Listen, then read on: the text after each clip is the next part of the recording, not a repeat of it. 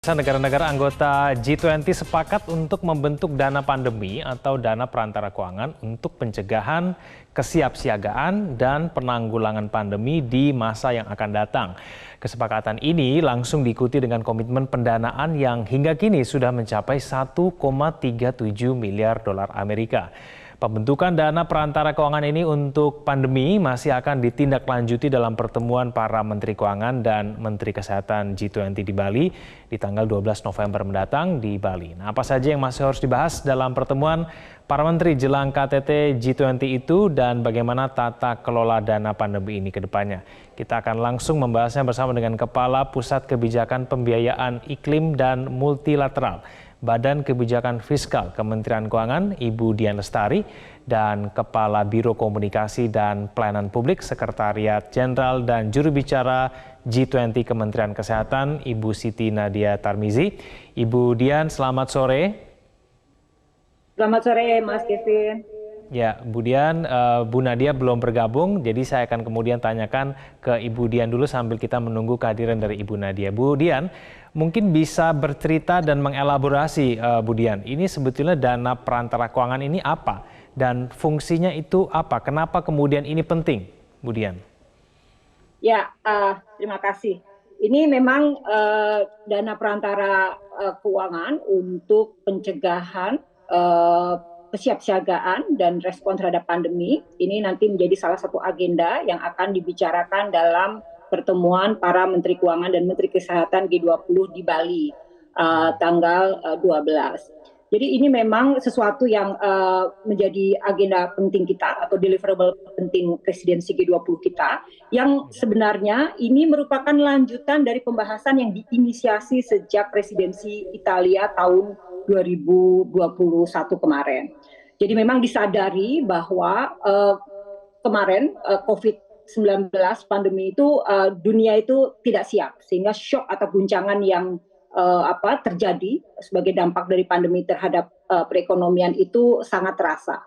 Sehingga disadari perlunya adanya atau memastikan kesiapsiagaan negara-negara, bahkan kalau bisa mencegah jika nanti terjadi lagi pandemi di masa yang akan datang, karena banyak ahli memperkirakan bahwa ini mungkin bukan satu-satunya atau bukan yang pertama dan terakhir ini makanya harus ada antisipasi untuk pandemi di masa datang.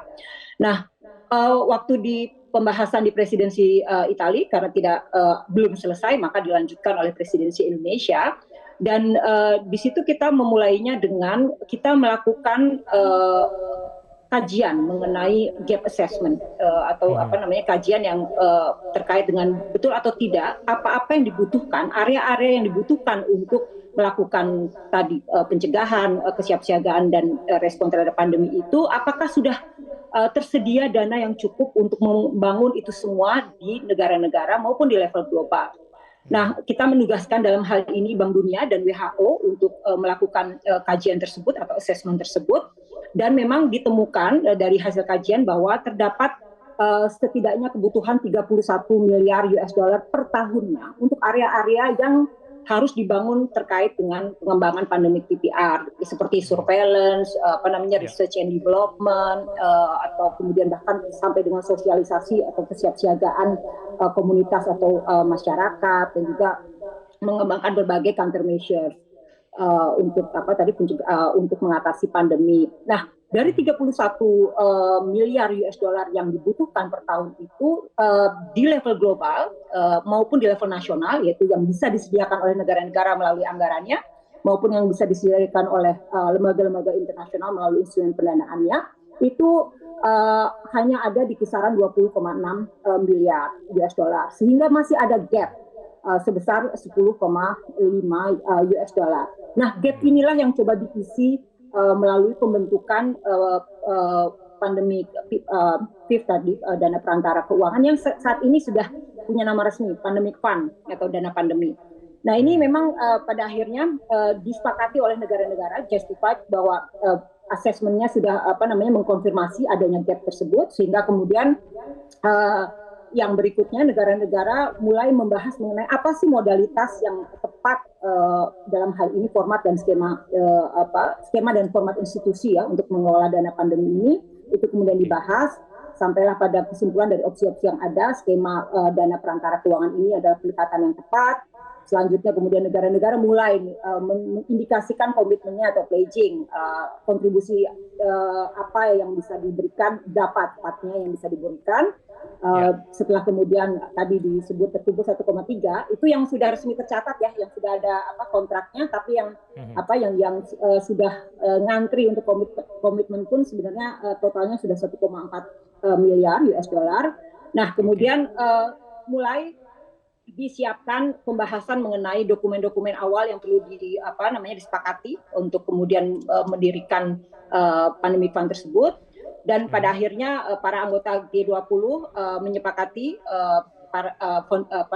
dokumen-dokumen tersebut, sehingga pada tanggal 8 sampai 9 September kemarin Governing Board atau Dewan Pengatur Pandemic Fund ini mulai terbentuk dan mulai melakukan pertemuan, sehingga itulah resminya beroperasi Pandemic Fund.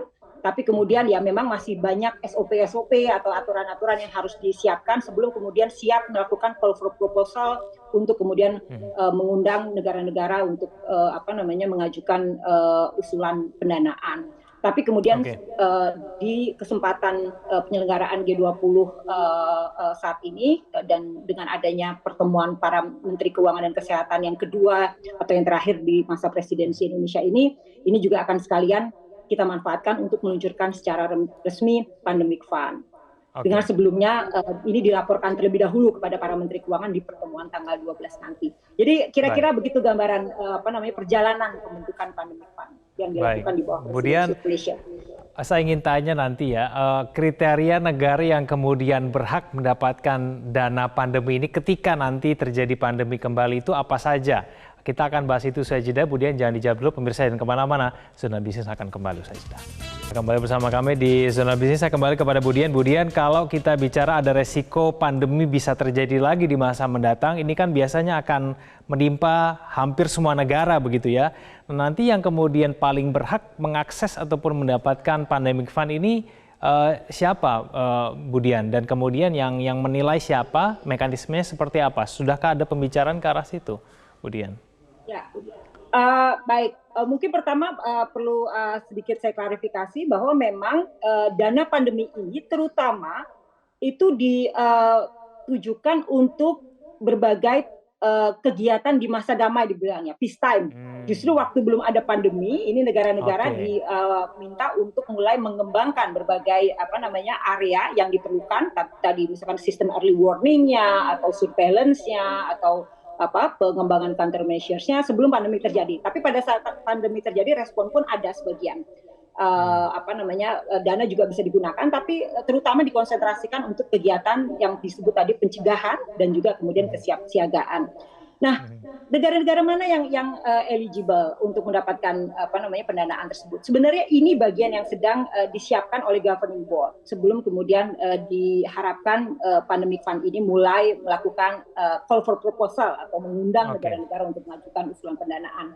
Tapi yang basicnya yang jelas adalah yang eligible untuk mendapatkan adalah negara-negara yang juga eligible mendapatkan pendanaan dari Bank Dunia. Kebetulan karena kan Bank Dunia ini yang menjadi trustee mengelola dana FIF ini ya, tapi tetap keputusannya oleh Governing Board.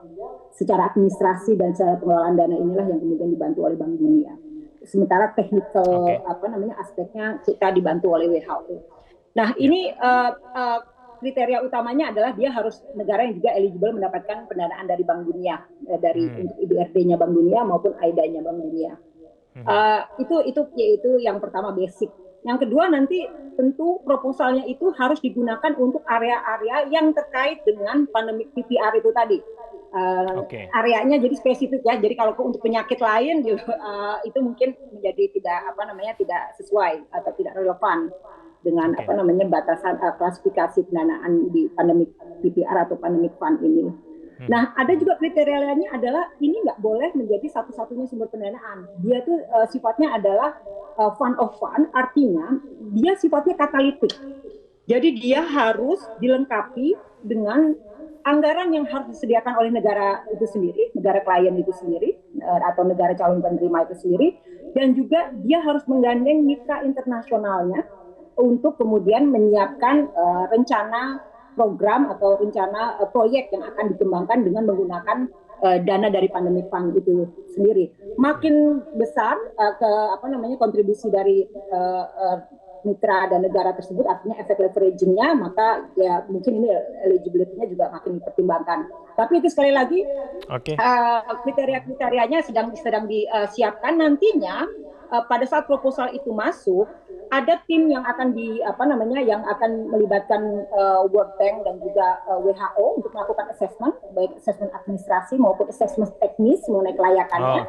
Kemudian dibawa ke governing board untuk kemudian diambil keputusan layak atau tidaknya mendapat pendanaan. Secara umum seperti itu gambarannya.